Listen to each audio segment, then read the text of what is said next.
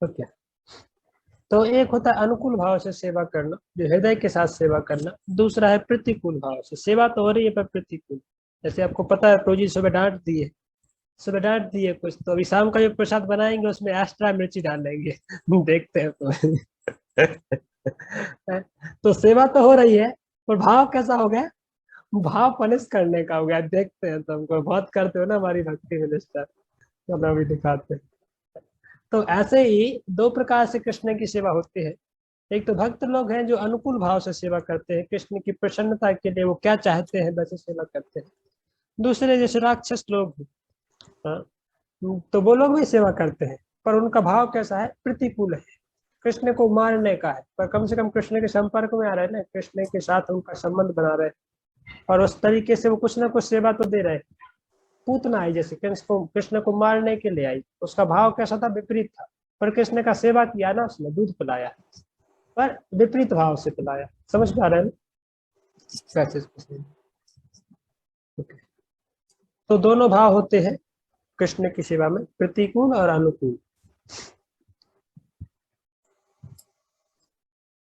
तो अनुकूल भाव से श्री कृष्ण का सेवन करते हुए पूर्ण रूप से कृष्ण भावना में तत्पर हो जाना है। तो भक्तों के लिए अनुकूल भाव से सेवा करना चाहिए, और कृष्ण की सेवा में पूर्ण रूप से तत्पर हो जाना उत्तम भक्ति का स्वरूप। भाव यह है कि कृष्ण भावना भावित प्रतिकूल भाव से भी हुआ जा सकता है।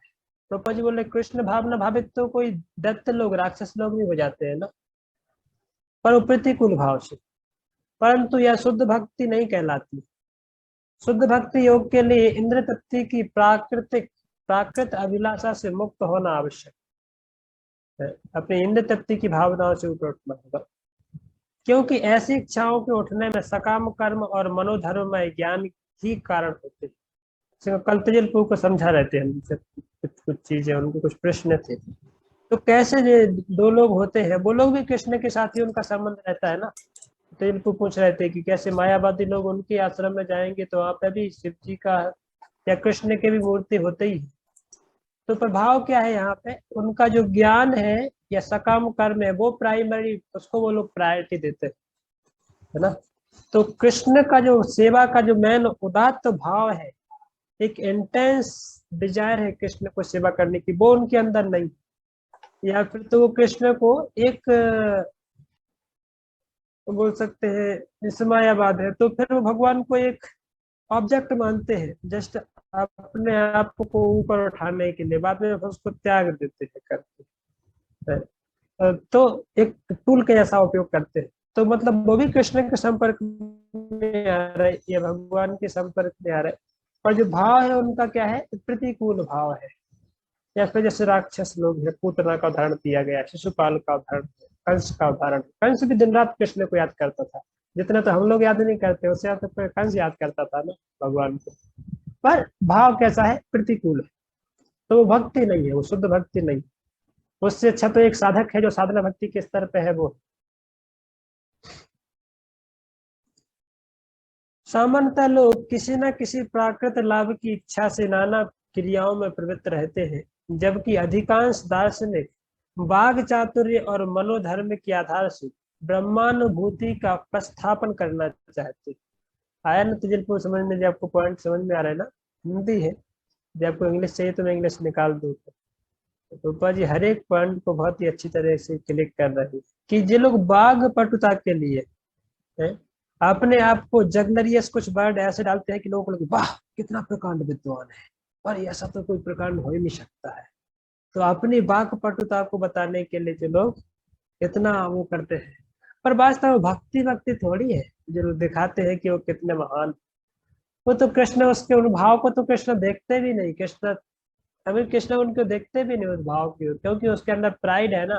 तो जो उस पर्टिकुलर गुण को लेकर के वो अहंकार में जा रहा है करके अपने आप को महान समझता है, तो वो तो भाव ही प्रतिकूल हो गया ना। कृष्ण तो क्या दैन्य भाव वाले है ना। वो तो जब भक्त अपने आप को दीनहीन समझता है और एकदम विनम्र भाव में जाकर के कृष्ण की सेवा प्रेम के साथ करना चाहता है, तो कृष्ण वास्तव में अपने आप को उस भक्त की नजर में, उसकी दृष्टि में आते। नहीं था तो फिर कितना भी कहते रहिए ब्रह्मानुभूति किसी को क्यों नहीं हो जाए, कोई दार्शनिक कितना ही बड़ा दार्शनिक क्यों नहीं, पर वो भक्ति शब्द क्या है उसी को टच नहीं कर सकता, समझ नहीं सकता। शुद्ध भक्ति योग ऐसे सब कर्म ज्ञान से मुक्त होता है। अभी हम आगे जाकर देखेंगे अन्य अभिलाषता शून्यम ज्ञान कर्मा देना पता, फिर वो उस श्लोक के अनुसार रूप गोस्वामी परिभाषा देंगे भक्ति क्या है, भक्ति का मतलब क्या होता है।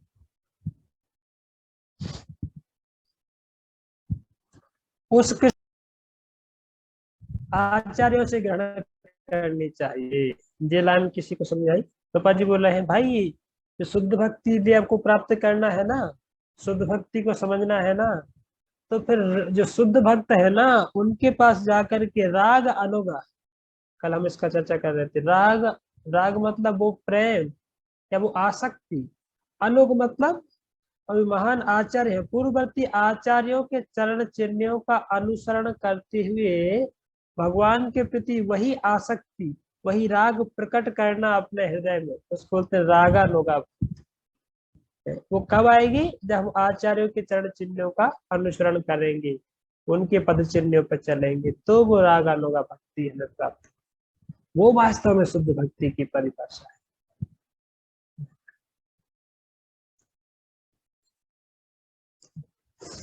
यह भक्ति एक प्रकार का अनुशीलन है, अर्थात सेवन है। सेवन मतलब, सेवन मतलब ये वाला सेवन नहीं कोई बोलेगा चलो सेवन करके आते हैं तो साथ सेवन, वो भी हो सकता है, वो भी भक्ति का एक अंग है। इवन भक्ति में प्रसाद खाना भी एक भक्ति है, मतलब खाना भी एक भक्ति है, सोना भी एक भक्ति है, सब कुछ कर रहे हो ना भक्ति के अंदर, वो हर एक एक्टिविटी अपने आप में भक्ति है।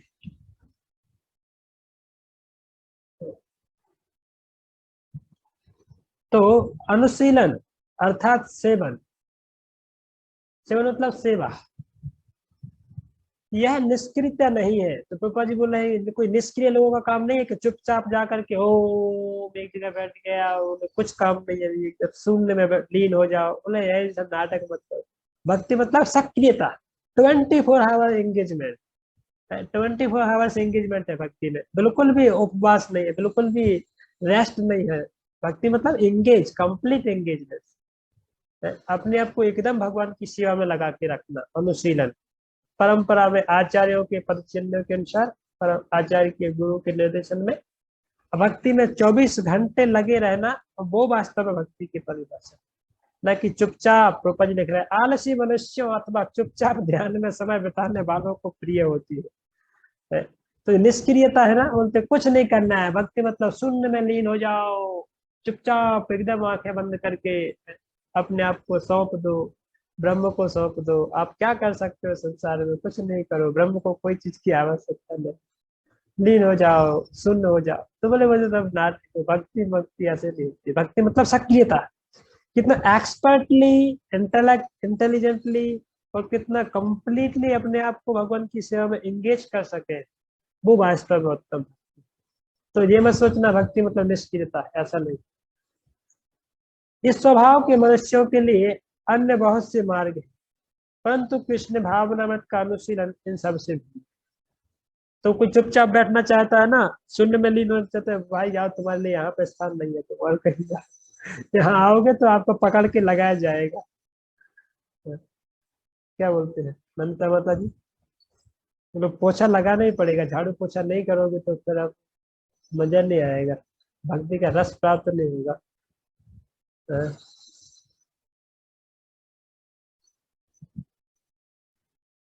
आगे इस संदर्भ में श्री रूप गोस्वामी ने अनुशीलन शब्द का प्रयोग किया है।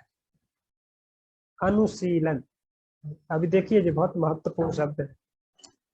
इसका अर्थ है पूर्ववर्ती आचार्यों के चरण चिन्हों का अनुगमन करते हुए सेवा करना या सेवन करना, अनुशीलन है। अनुशीलन बहुत महत्वपूर्ण शब्द है। भक्ति तो कर रहे हैं, पर भक्ति किसी के अनुशीलन में हो रही है कि अपने आप से कॉन्कॉक्टेड जो प्रोसेस है, अपने से ही सोच लिया जो करना है वही कर रहे हैं, जैसे करना है अपने आप से कर रहे हैं। पर वास्तव में भक्ति वो नहीं है। भक्ति का मतलब ही है कि गुरु के या आचार्य के निर्देशन में वो जैसे बताएं वैसे करना। उनके चरण चिन्हों का अनुगमन। जब हम अनुशीलन शब्द का प्रयोग करते हैं तो हमारा अभिप्राय क्रिया से होता है, एक्टिविटी से होता है। क्रिया के बिना केवल भावना या चेतना से लाभ नहीं हो सकता।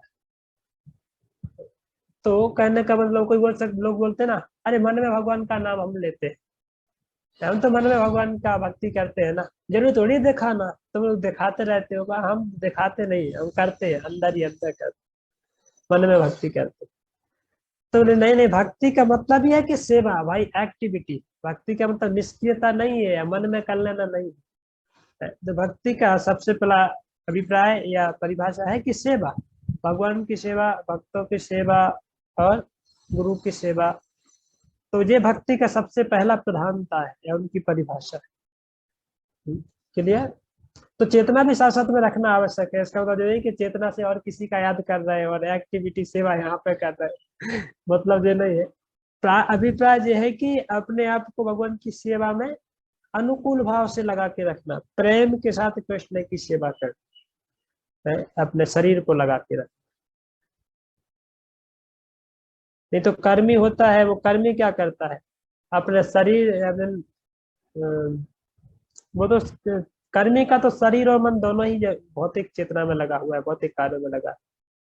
पर जो दूसरे लोग हैं, जैसे योगी लोग हैं, मनोधर्मी लोग हैं, तो वो भले ही उनका मन तो कहाँ लगा रहता है, वो या भौतिकतावादी लोग भी आप देख सकते हैं कि जैसे काफी सारे ढोंगी साधु है, तो शरीर के माध्यम से तो सेवा में लगे हैं, पर उनकी चेतना कहाँ रहती है, भौतिक भोग में लगी रहती है, भौतिक भोग का विचार करती है।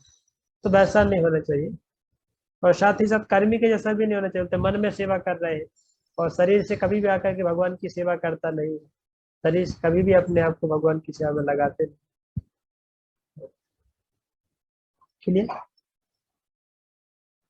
सब प्रकार की क्रियाओं के दो भाग किए जा सकते हैं, एक वे जिनका कुछ निश्चित लक्ष्य है और दूसरे वे जो किसी प्रतिकूलता के निवारण के लिए की जाती है। इन्हें क्रमशः प्रवृत्ति और निवृत्ति कहा जाता है। द्वितीय श्रेणी की क्रियाओं के अनेक उदाहरण हैं, जैसे रोगी को सावधान रखकर कुछ औषधि का सेवन करना होता है, जिससे रोगी प्रतिकूलता दूर हो जाए, मतलब रोग से दूर हो जाए। जो परमार्थ के सेवन और भक्तियों के आचरण में संलग्न है, वे सदा क्रियाशील रहते हैं। ऐसी क्रिया शरीर से अथवा मन से की जा सकती है। विचार, संवेदन और संकल्प। विचार मतलब सबसे पहले आइडियाज, आपके मन में पहले आइडियाज आता है ना, तो संवेदन, फिर उसके बारे में एनालिसिस आप करते हैं, तो प्रॉपरली उसको प्रोपोगेट कैसे करना है उसके लिए संवेदन करते हैं। मतलब उसके आप क्या बोल सकते हैं, संवेदना, आइडियाज को कैसे लगाना है, तो कैसे उसको आप उसके ऊपर गंभीरता से सोचते हैं ना, और फिर संकल्प लेते हैं दृढ़ प्रत्येक होकर, नहीं भी ये करना है ऐसे। ये सब मन की क्रियाएं हैं। इसको इंग्लिश में बोलेंगे तो बोलेंगे थिंकिंग, फीलिंग एंड विलिंग, ऐसा बोलते हैं। Thinking, feeling and willing, this is the nature of mind. संकल्प होने पर ही स्थूल शारीरिक अंगों से क्रिया प्रत्यक्ष बनती है। संकल्प यदि नहीं लेके 16 माला करना ही है रोज, तो इतने जो भक्त यहाँ पे दिखाई दे रहा है, जब भी कुछ दिन बाद दिखाई नहीं देंगे, बोले मन में भक्ति कर रहे हैं, रोज हम सो रहे हैं मन में भक्ति कर रहे हैं तो भक्ति चल रही है तो ऐसा हो जाएगा फिर। तो इसलिए उसको लगाना ही पड़ता है, संकल्प तो लेना ही पड़ता है कि कम से कम 16 माला, रोज एक क्लास कम से कम, या रोज भागवत का अध्ययन कम से कम, ये संकल्प जैसे लिया है तो फिर वो लगा के रखेगा अपने आप को भक्ति के अंगों में, भक्तों की क्रियाओं में, शारीरिक अंगों को। ऐसे पूर्ववर्ती आचार्य और गुरुदेव का अनुगमन करते हुए मन को नित्य निरंतर श्री कृष्ण के चिंतन और उनकी प्रसन्नता के साधन की चेष्टा में लगाए रखना चाहिए। कृष्ण भाव न भावित पुरुष वाणी को भगवत कीर्ति प्रचार में नियुक्त रखता है, इसी का नाम कीर्तन है। कीर्तन मतलब अपनी वाणी को भगवान की दिव्य क्रियाओं को, भगवान की दिव्य गुणों को प्रचार प्रसार करने में लगाए रख। मन के द्वारा वह सदा भगवान की लीला के चिंतन में डूबा रहता है कि किस प्रकार के वे कुरुक्षेत्र में गीता का गान कर रहे हैं, अथवा भक्तों के सहित वृंदावन धाम में लीला मग्न है। इस विधि से सदा सर्वदा भगवान की लीला का स्मरण किया जा सकता है। यह कृष्ण भावना की मानव सेवा है। इसी प्रकार सारी क्रियाओं से भी अनेक प्रकार की सेवा की जा सकती है, परंतु ऐसा संपूर्ण सेवा कार्य श्री कृष्ण से संबंधित होना चाहिए। श्री कृष्ण के परंपरागत साक्षात प्रतिनिधि गुरुदेव के चरणार बिंद का आश्रय लेने से यह संबंध स्थापित हो जाता है। अतः शरीर द्वारा कृष्ण भावना भावित क्रियाओं का आचरण गुरुदेव की आज्ञा के अनुसार श्रद्धा पूर्वक करना कर्तव्य है। गुरु पादाश्रय का नाम दीक्षा है। गुरु पादाश्रय, गुरु के चरणों में जाकर के आश्रय लेना, इसको बोलते हैं आदौ श्रद्धा ततो साधु संग। उसके बाद गुरु पादाश्रय, ऐसा गुरु के पास जाकर के उनके आश्रय लेना, फिर भक्ति योग की क्रियाओं को चालू करना। सदगुरु से दीक्षित हुए बिना कृष्ण भावना से यथार्थ संबंध होता ही नहीं। प्रभुपा जी बोल रहे हैं कि गुरु के चरण कमलों में बैठकर के उनसे दीक्षा लिए बिना वास्तव में भक्ति की क्रियाएं चालू ही होती नहीं। ये यथार्थ भक्ति है, जो शुद्ध प्रेम के लेवल तक की जो भक्ति है, वो वास्तव में व्यक्ति को उसका रस मिलता ही नहीं जब तक कोई व्यक्ति गुरु का चरण कमलों का आश्रय नहीं लेते। तो हम इसको आगे जाकर के चर्चा करेंगे, क्या होता है गुरु पादाश्रय और कैसे उसको विचार करना चाहिए, कैसे लेना चाहिए। स्टार्टिंग में प्रारंभिक स्तर में गुरु पादाश्रय में तो दोनों प्रकार के हो सकते हैं। यहाँ पे जब जो गुरु पादाश्रय की बात करते हैं तो दीक्षा के संबंध में कर रहे हैं कि जब शिष्य जाकर के गुरु के से दीक्षा ग्रहण करता है तो गुरु के द्वारा दिए गए वचनों पर चलता है या उनके इंस्ट्रक्शन को गंभीरता से फॉलो करते हैं, तो गुरु पादाश्रय है। वैसे शिक्षा गुरु के संबंध में इसको देख सकते हैं कि ध्यान पूर्वक या श्रद्धा पूर्वक अपनी भक्ति को आगे बढ़ाने के लिए गुरु के निर्देशन को पालन करते हुए उनके ऊपर गंभीरता से चलना। तो वो शिक्षा गुरु उसी प्रकार से गुरु पादाश्रय देते हैं, पर वो इनिशियल हम बोल सकते हैं कि उनको प्रारंभिक स्तर पर श्रद्धा है, भक्ति में कैसे डेवलप हो उसके लिए उनको एक इंगेज करते हैं, पर बाद में जब दीक्षित होते हैं भक्त और परंपरा से कनेक्ट होते हैं तो उनको गुरु के प्रति पूर्ण निष्ठा उनके हृदय में जाकर उसे और फिर वो भक्ति में अपने आप को समर्पण करते हैं, भक्ति में उसको गंभीरता से लेते हैं। तो बताया तीनों प्रकार की सेवा, मानसिक, शारीरिक और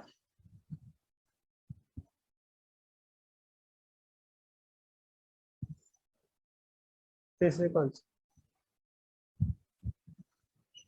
मानसिक तो बताया कि कैसे भक्त लोग भगवान का चिंतन करते हैं, उनकी दिव्य लीलाओं का, भगवान वृंदावन में कैसे लीलाएं कर रहे हैं, गीता का भगवान ने अर्जुन को कैसे उपदेश दिया, कुछ ये सब भक्त लोग अपनी सेवाएं करते करते मन को हमेशा भगवान की चिंतन में लगाए रखते हैं और शरीर से भगवान का फिजिकल सेवा करते हैं, प्रसाद बनाना, भगवान को भोग लगाना, भगवान का दर्शन करना, तो शारीरिक सेवाएं। और इसके पहले आया था तो दोनों से किया सकती है, तो शरीर से और मन से। इंद्रियों में तो आ ही गया वो गुरुदेव के निर्देशन में।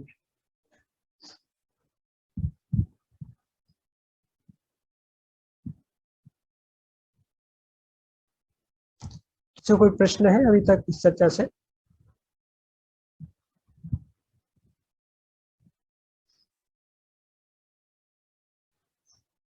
कोई प्रश्न नहीं तो बोलिए।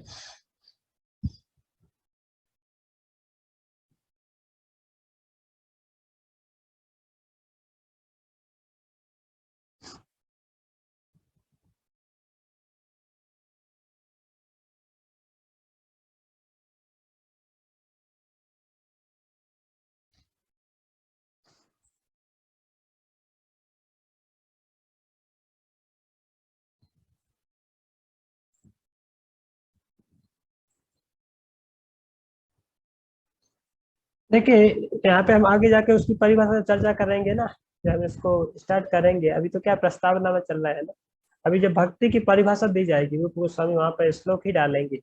अन्याभिलाषिता शून्यम ज्ञान कर्माद्यनावृतम आनुकूलेन कृष्ण अनुशीलनम, वो डायरेक्ट कृष्ण अनुशीलन डाल रहे हैं। वहां पे कोई शिव अनुशीलन या ब्रह्मा अनुशीलन या कोई दूसरे का वो नहीं कर रहे, डायरेक्ट कृष्ण शब्द वहां पर डाला है।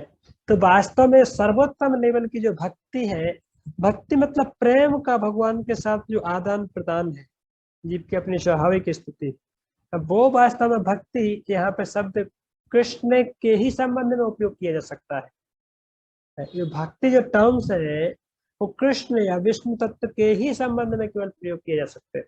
भक्ति किसी दूसरे डेमी गॉड से वो भक्ति नहीं है, वो तो क्या वहाँ पे एक अपना बिजनेस टर्म्स है। देवताओं से कुछ चाहिए तो उनकी पूजा करना है, या भोग की वासना है, भोग चाहिए तो उनका कुछ लेना है, उनसे लेना है, वो भक्ति नहीं है, वो तो सामान्य व्यापार है। और बात है शिव जी की, अब से शिव जी की बात करें तो शिव जी के संबंध में भक्ति शब्द जो है एक्चुअल उपयोग नहीं होता है। भक्ति मतलब जो शब्द है वो केवल और केवल कृष्ण के लिए ही अपने पूर्ण मनोयोग में उसको उपयोग किया जा सकता है। अन्य से विष्णु के संबंध में भी करें तो गलत नहीं है, हम नहीं बोल रहे हैं कि विष्णु को बोल दिया कि विष्णु की भक्ति तो गलत हो गया, नहीं गलत नहीं, क्योंकि कृष्ण या विष्णु कोई अलग नहीं है, अलग पर्सनालिटी नहीं, विष्णु तत्व ही है। और उसकी जो वास्तव में जो भक्ति की एक अपनी ओरिजिनल उसका स्वरूप है भक्ति शब्द का, या उसकी जो पूरा प्रखर उसका जो प्रकाश है वो जब कृष्ण के संबंध में रखते हैं तो ही वो निकल के आता है। उसकी हम चर्चा आगे करेंगे भी।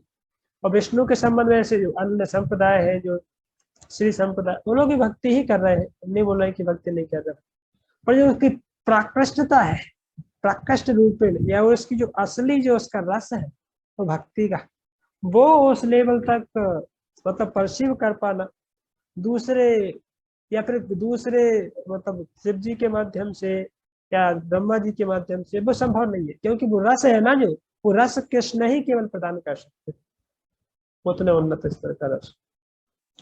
और तो शिव जी भी, शिव जी को हम बोलते हैं कि शिव जी तो क्या है कि शिव जी जब शुद्ध भक्ति की स्थिति में, तो शिव जी भी वास्तव में उसी रस में लगे हुए है ना, तो कृष्ण प्रेम को चख रहे हैं। तो पर फिर भी जो जीव है कृष्ण के प्रति श्रद्धा है उनकी, और उनकी शिव जी की भक्ति क्या, तो भक्ति तो हम जो सामान्य लोगों की समाज में तो लोग क्या है, भूत प्रेतों की पूजा करना ही वो लोग भक्ति ही समझते थे, या साईं बाबा की भक्ति, कोई बोलता है देवताओं की भक्ति, कोई बोलता है इसकी भक्ति, तो सामान्य लोग उस शब्द का उपयोग करते हैं। इसलिए देखा था ना, भक्ति मतलब सेवा, रूपा जी ने शब्द को कैसे यूज किया है, भक्ति मतलब सेवा। अब किसकी सेवा कर रहे हैं, समाज की सेवा कर रहे हैं, या राष्ट्र की सेवा कर रहे हैं, या देवी देवताओं की सेवा कर रहे हैं, या भगवान की सेवा कर रहे हैं, तो भक्ति का मतलब ही है कि सेवा, पर उस सेवा से आपको कितने स्तर का आनंद होगा वो डिटरमाइन करता है कि आप किसकी सेवा कर रहे हैं, ऑब्जेक्ट क्या है, कृष्ण की या सामान्य कोई जीव की। तो मुक्ति जब हम बोलते हैं मुक्ति, तो मुक्तिदाता केवल भगवान विष्णु ही है, तो वही दे सकते हैं मुक्ति। और इसलिए भक्ति जो टर्म्स है केवल भगवान के ही संपर्क संबंध में आते हैं, और किसी दूसरे देवी देवता के संबंध में भक्ति नहीं आती। वो शब्द वहां पे उपयोग करना भी अपने आप में एक अपराध के जैसा।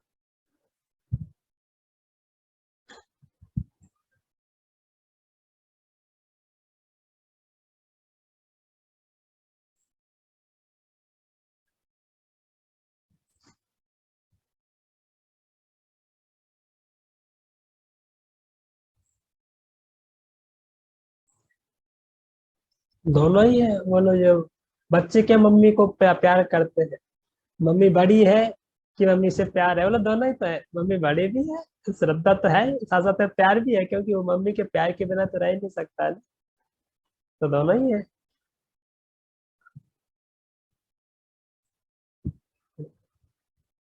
कि और कुछ किसी को पूछना है?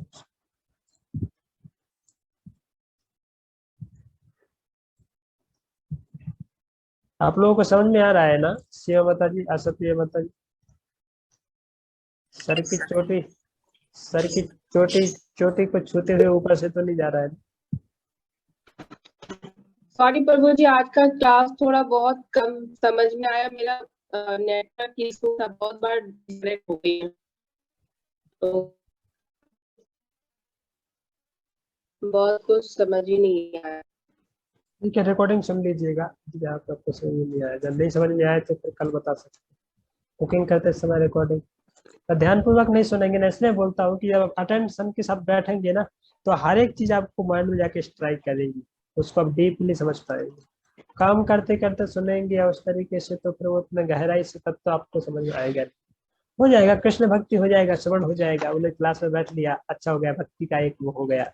पर जो उसका असली जो 100% प्रॉफिट मिलना चाहिए था ना, वो नहीं मिल पाएगा। ठीक है। जी।